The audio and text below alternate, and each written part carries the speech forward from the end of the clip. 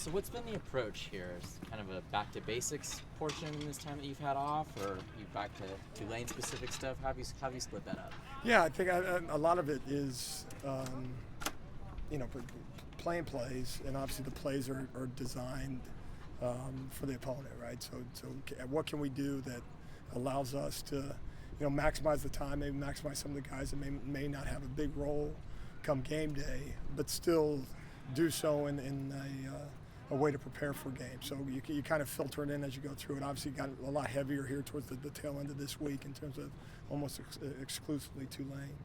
And then the rep count goes a little bit more in the favor of, call it the varsity, I guess, kind of the ones and twos. But no, I think across the board, I think if you have video of it, it looked like a fall camp. I think it would look like a spring football. I think it would look like a bunch of guys that didn't like the outcome, didn't like the result, didn't like how this finished up, and guys fighting, scratching, and clawing, either to, find a role here at the tail end of it, maybe establish a role in the future, and most importantly, guys that want to play their best game on January 2nd. How tough is it when you have to sit on that game for about a month or so? Yeah, it's really tough, but that's called life, and that's when you don't get the result and you don't do a good job as a coach and you don't get the outcome you want as a player. Then you got to make one big decision is whether or not you're going to get off the ground and do something about it.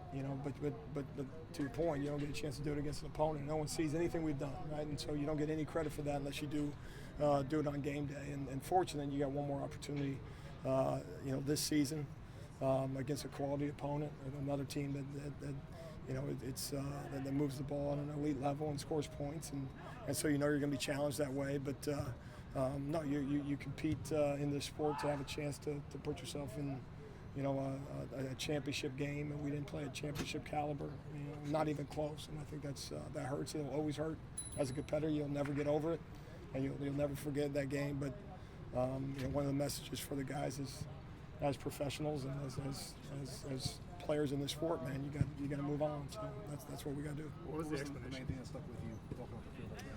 Yeah, but inability us as coaches to get the guys to finish.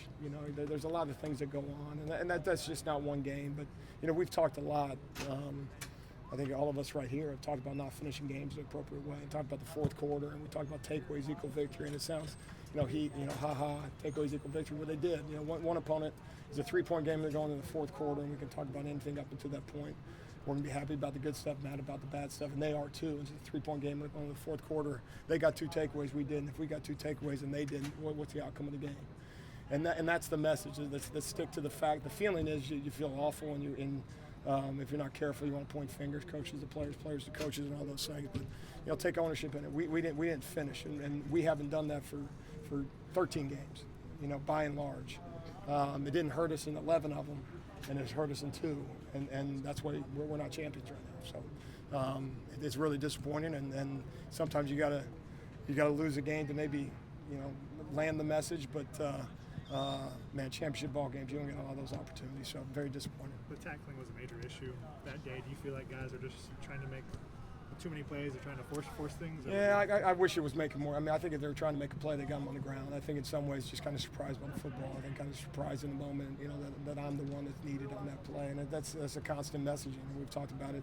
Again, to suggest it was a one-game issue, it's not. It had an impact, in the outcome of the game. And 11 times it didn't, twice it did. And that's the way it goes. And so you get the results that you earn. And we got to have a better appreciation for our role, coaches, players, obviously the 11 guys on the field, and most importantly, the one guy in the field is you. You're the most important part of the puzzle, and that's one of the things really trying to get across to the guys is it's 11 guys playing as one, but you are the most important piece. It could be a safety. The most important play you may make on a day may be a touchdown saving tackle. It may not be a PBU on a play. On a third down or something like that, but or it could be a couple of dropped interceptions. Well, guess what? You're not going to throw that many to you. You got to catch the ones they throw, and it's hard to do. And then I expect those guys to make the next. But it's also, where's that D lineman getting a hand on the football before the play even happens? We've talked about that as well. Making sure opponents, if they get every play started, it's very difficult to play defense, and just about every play got started that particular evening. So the list is long, and it comes back down to coaching. We got to get them to do it, and then moving forward, and you got to find, if they're not the right guys, then you got to go find the right guys to do it. But I think the guys we have on the field are capable of making those plays. I really do. Do you feel like there's anything you can do to like teach tackling and finishing better moving forward to next season? Believe me, we don't tell them to not tackle. So we tell them to go low. We tell them to take the extra step. We tell them to come up with a body part. The real emphasis on wrapping. Some of those instances, there's not a tackle attempt, and that's the demoralizing part. Are you really putting two hands on a guy? Are you going for a ride? Are you trying to bear hug a guy?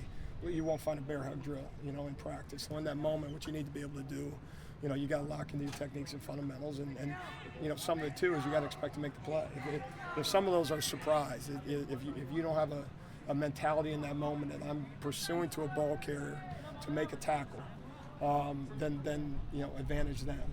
And as always, if we make a guy miss, USC is supposed to make a miss. If somebody makes us miss, it's technique and it's bad coaching. That's the way it goes. And so what we need to do is make an emphasis of it, continue to emphasize of it.